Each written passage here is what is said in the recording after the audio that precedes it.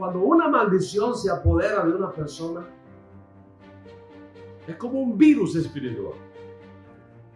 Cuando una maldición se apodera de una persona, es como una fuerza espiritual que cae sobre esa persona, que cae sobre esa familia, que cae sobre esa nación y que no le permite, por más que luche, alcanzar aquello para lo cual ha sido traído al mundo. No importa cómo lo hagas.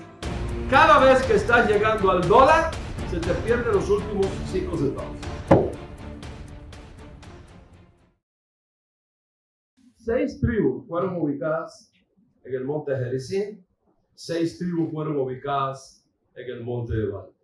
Los sacerdotes y los levitas en el valle, entre los dos montes. ¿Te imaginas eso, Junior? Trata de imaginártelo. ¿Ok? Trata de imaginarte. Algo espectacular. Estos dos montes no son cualquier cosa. Gerizim significa algo. Ebal significa algo. Gerizim significa un cortador de piedra. Imagínate un hombre con un hacha, ¿okay? A cuesta subiendo una montaña para cortar piedra allá arriba. Ese es Gerizim. Ebal significa piedra rocosa. Se trata de imaginar lo que tenemos acá. 12 tribus y una tribu separada, Leví, que no es contar de las 12 tribus de Israel porque es la tribu sacerdotal en el centro. Las 12 tribus vienen de los 12 hijos de Jacob. Si separas a Leví quedan 11. ¿Cómo se llenó el vacío? Por la adopción que hizo Jacob de los 2 hijos de Joseph en Egipto. La media tribu de Efraín, la media tribu de Manasés. Total, 12 tribus y una tribu sacerdotal. Observa ahora qué hijos de Israel, de Jacob, se colocaron en un monte y qué hijos de Israel se colocaron en el otro monte.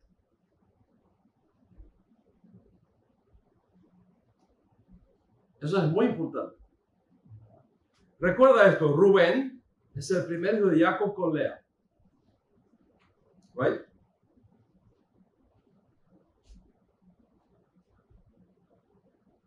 Simeón, el segundo, con Lea también. Leví, el tercero, con Lea también. Judá, el cuarto, con Lea. Dan, el quinto, hijo de Lea, pero a través de su esclava, de su sierva, Bilha. Es el quinto. Neftalí, también hijo de Lea, a través de Bilha. Gad, hijo de Lea, a través de Silpa, la otra sierva que ella tenía. Asher, hijo de Lea, a través de Silpa. Isachar, hijo de Lea, de su propia matriz. Zabulón, hijo de Lea, por su propia matriz. Joseph, hijo de Raquel. Efraín y Manasés. Benjamín, el último hijo de Jacob, a través de Raquel. ¿Viste ese cuadro? Ahora observa cómo Dios ordena que sean colocadas las tribus. Dice, Rubén, Gad, Aser, Zabulón, Dan y Neftalí deben subir al monte Ebal y confesar las maldiciones.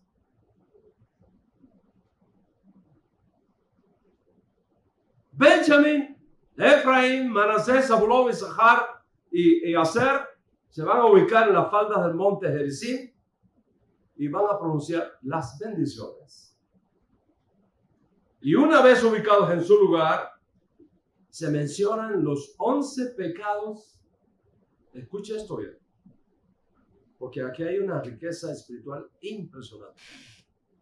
Una vez que están ubicados así, entonces se mencionan los 11 pecados que al cometerlos, cae sobre la persona que cometa esos pecados una maldición llamada Ahor. Una maldición llamada Ahor. Ahor hay muchas maldiciones. Hay muchas maldiciones operando en el mundo espiritual. También hay bendiciones, ¿okay? Pero hay maldiciones. Ahor es una fuerza espiritual que provoca ceguera espiritual. Preste mucha atención.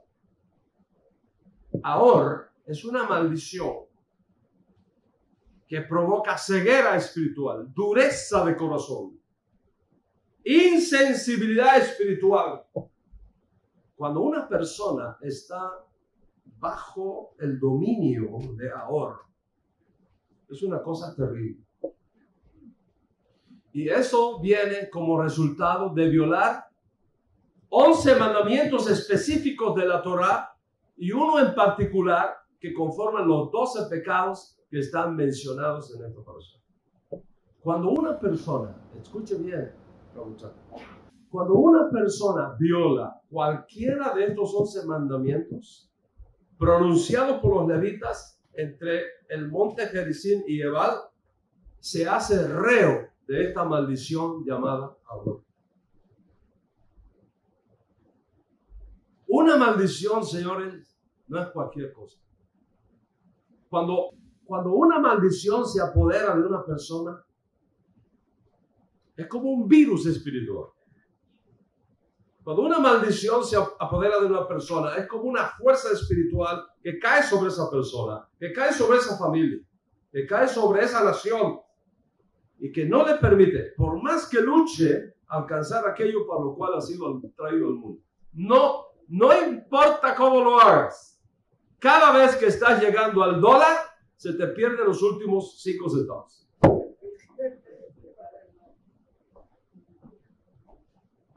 Es algo impresionante. Y en el caso de Ahor, significa una fuerza espiritual. Una fuerza espiritual que causa ceguera espiritual. Las hace insensibles. Las hace insensibles. Todo el mundo ve, excepto tú. Todo el mundo se da cuenta que estás equivocado, excepto tú. Todo el mundo se da cuenta que viene un desastre en el camino, menos tú. Los ojos se ciegan. El corazón se insensibiliza. Y la persona cree que no va a pasar nada. Y no sabe que cada vez está más cerca del abismo. Es algo terrible.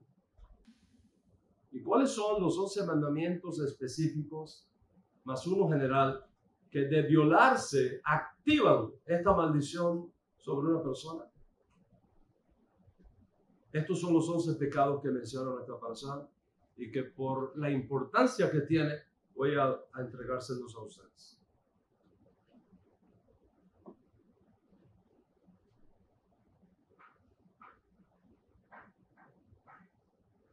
Hashem nos proteja y nos guarda. Primero, el que se dedique a la idolatría. Es el primer pecado. La idolatría es el más grave pecado de todos los pecados. Es la madre de todos los pecados. En su raíz, la idolatría es despreciar a Dios,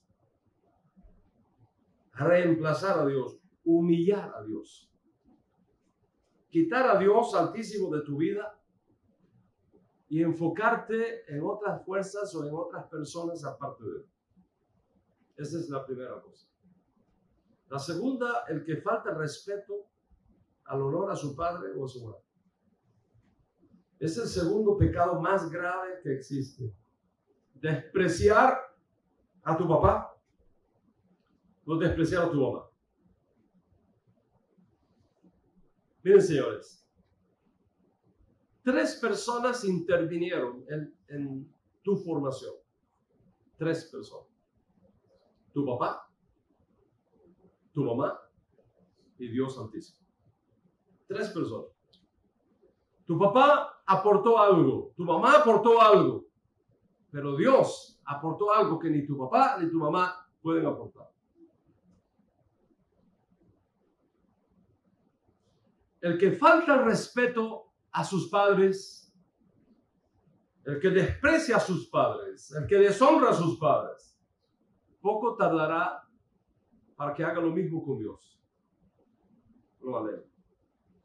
Nunca haga negocios con una persona que no honre a sus padres.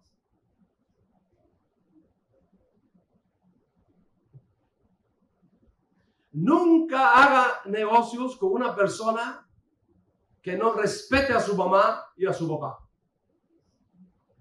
Porque si alguien no respeta a su mamá, a su papá, mucho menos te va a respetar a ti. Es imposible amar a Dios odiando y despreciando y hablando mal de tus padres.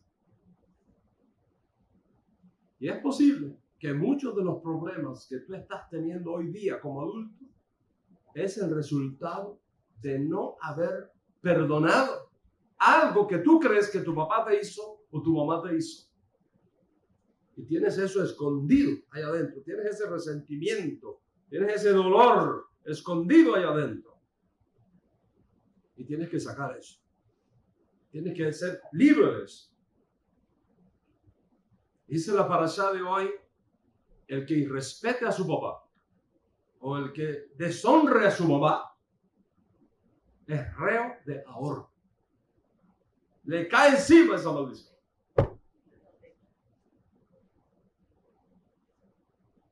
Tercer pecado que se menciona en esta lista de 11 pecados entre el monte Ebal y Gerizim. El que cambiare los límites de su prójimo, robándole sus tierras. Está prohibido por la Torá. Cambiar los límites.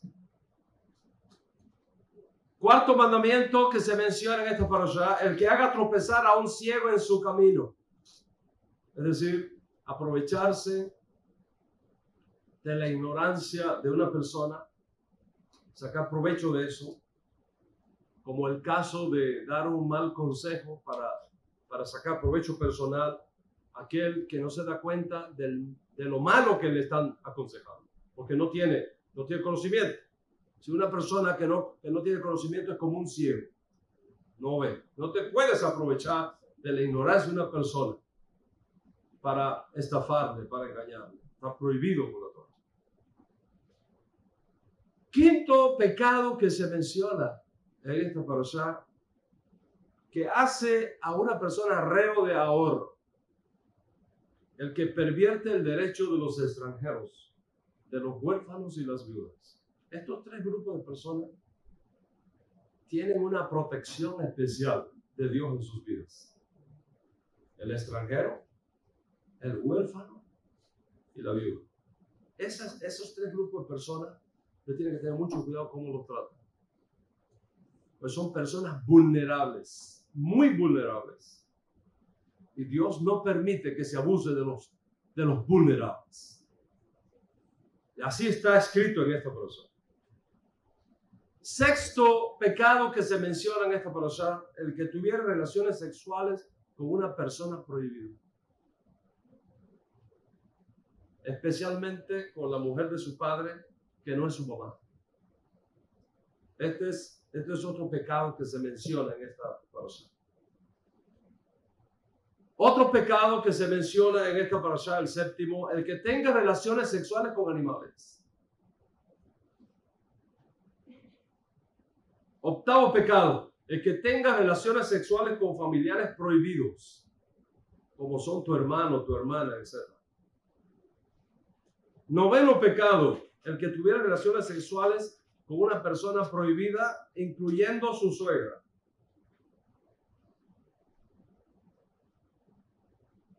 Décimo pecado, el que golpeare al prójimo ocultamente. El que trame algo contra el prójimo.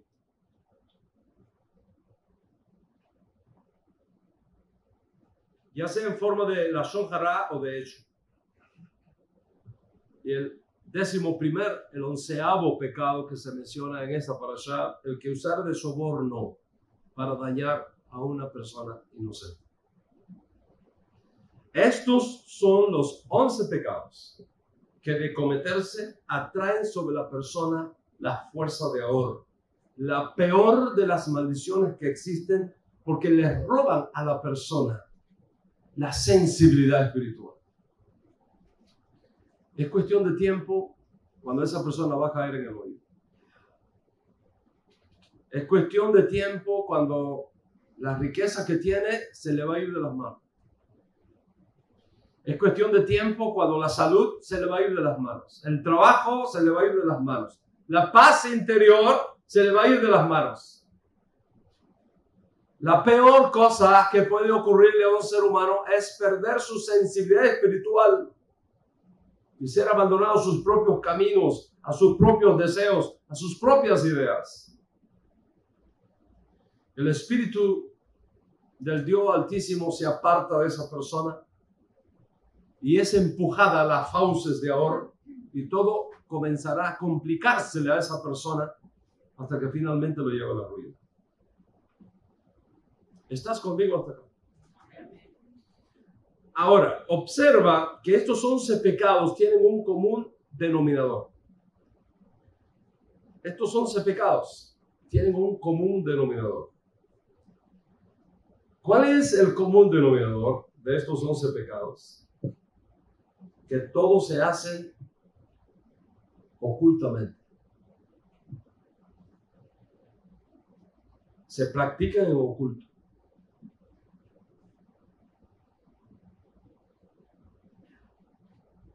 Estos pecados son tan horribles a los ojos de Dios.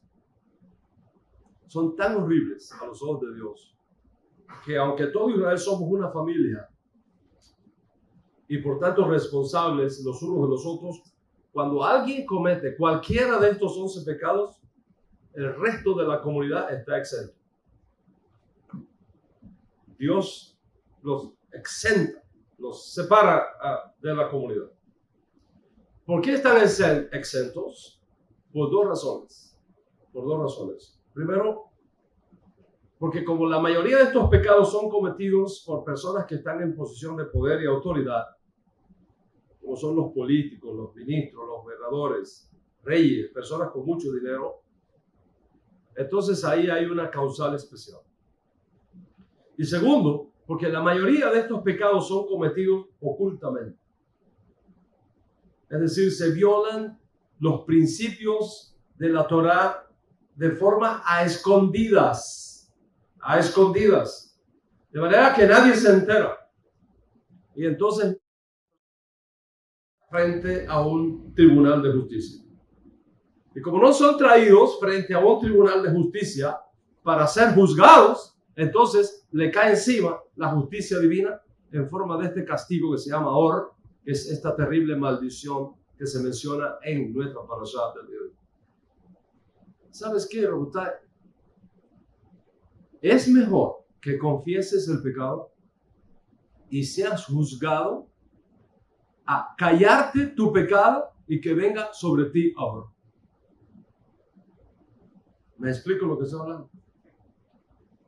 Es mejor que confieses tu pecado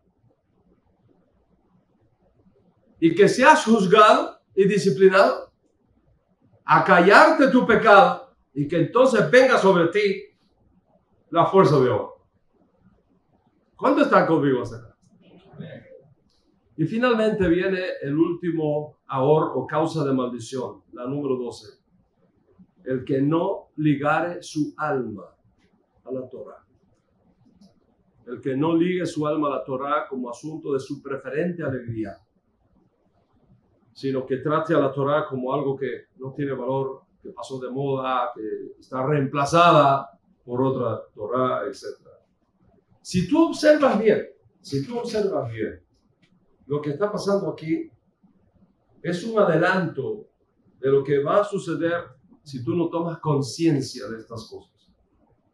Y debido a la importancia que esto tiene en el mundo espiritual, voy a explicar algunos conceptos acá. Piensa en esto. ¿Por qué fueron distribuidas las tribus de Israel de la forma como fueron distribuidas: 6 en el monte Gerizim y 6 en el monte Ebal. ¿Por qué?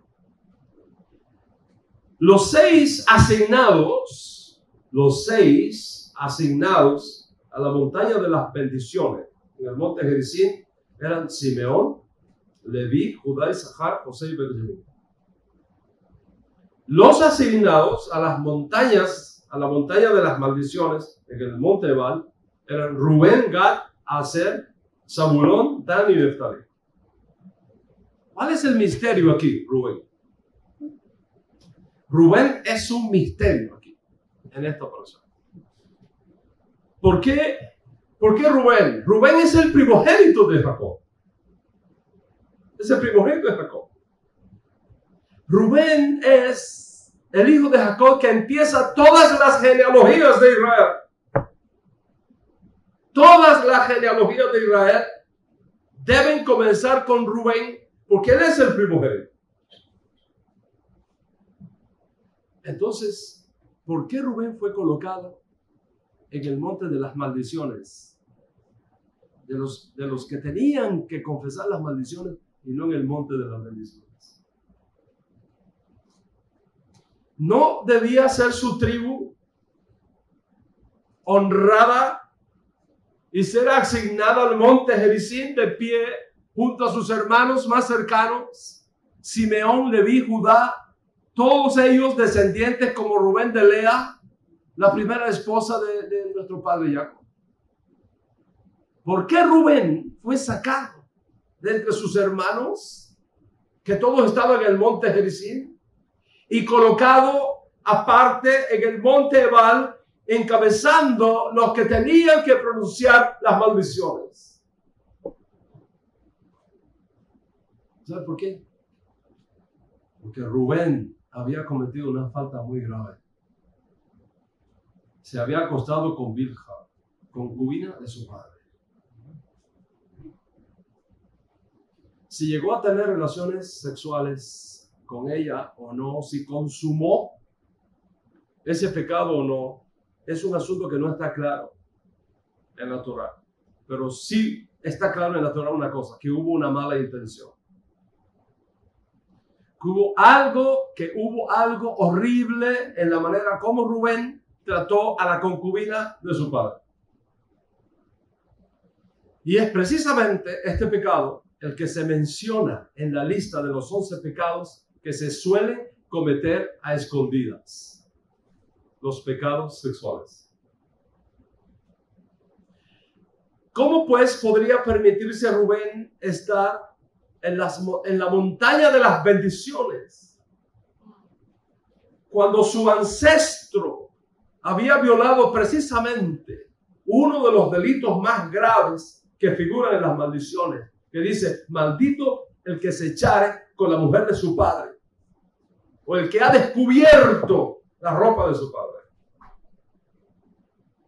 Y por esta razón, su tribu, primero, él fue sacado del resto de sus hermanos y colocado aparte. Y segundo, no solamente sacado y colocado aparte, sino en el lugar donde se pronuncian las maldiciones.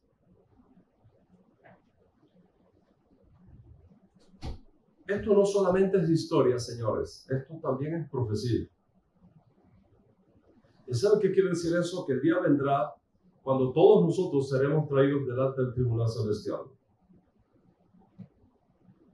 Y ese día está anticipado en Yom Teruah, precisamente la próxima fiesta del otoño que tenemos por delante.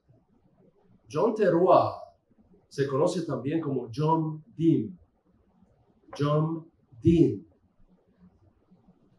Día de juicio. En ese día, en el mundo espiritual, se toca un shofar, el último shofar. Los libros son abiertos y son leídos todos los cargos que pesan sobre nosotros. Las cosas buenas que hemos hecho desde Rosh Hashanah pasado a este Rosh Hashanah. Las cosas buenas que hemos hecho desde el antiguo pasado Rosh Hashanah hasta este Rosh Hashanah. Ese día los ángeles leen delante del Eterno, todo lo que hemos hecho, todo lo que has hecho desde el año pasado hasta este año, nada queda fuera. Y cuando digo nada, es nada queda afuera. Y seremos juzgados. Es mejor ser juzgados que estar ocultos y que venga ahora y te traiga encima esta maldición. Créeme. Yom Teruah es día de juicio, donde todos son convocados. Por eso es que nadie puede faltar a esa cita.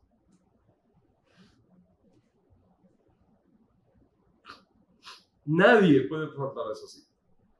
Todo hijo de Israel que no esté presente en Yom Teruah para escuchar el sonido del shofar se considera prófugo de la justicia.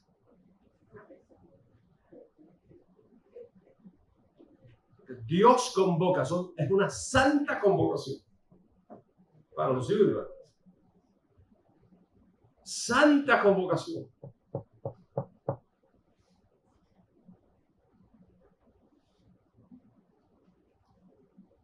¿Por qué tenemos todo esto, especialmente esta parashá, justo antes de Rosh Hashanah? Esta parashá siempre se estudia antes de Rosh Hashanah, antes de Yom Teruah. ¿Por qué? ¿Sabes por qué? Para que hagamos teshuvah. Para que hagamos teshuvah. Por eso el mes de Elul es un mes de autorreflexión, de preparación para Yom Teruah. ¿Cómo te puedes librar de la fuerza de ahorro? ¿Cómo te puedes librar? La única manera es a través de la teshuvah, del arrepentimiento. Es la única manera. ¿Y qué cosa es el arrepentimiento? La palabra hebrea es shuvah. Shuvah. Shuvah significa regresar, retornar. ¿Y qué significa regresar? ¿Qué significa retornar? Volverse de tus malos caminos al camino correcto. Es un proceso, es como un volver en sí, como el hijo pródigo, en las palabras de nuestro libro. Volver en sí, ¿te imaginas eso? En psicología significa como que alguien perdió la mente y le es devuelto. Volví en sí. Si volví en sí, es porque estaba pasado. No sabía lo que estaba haciendo. Estaba loco. Volví en sí. Estaba desconectado de la realidad. ¿De qué realidad? De la realidad del mundo espiritual. Estaba desconectado de eso. Y ahora vuelvo en sí. Es decir, me doy cuenta de lo terrible que he hecho, del terrible daño que he causado. Piensa en esa lista de 11 pecados que he causado.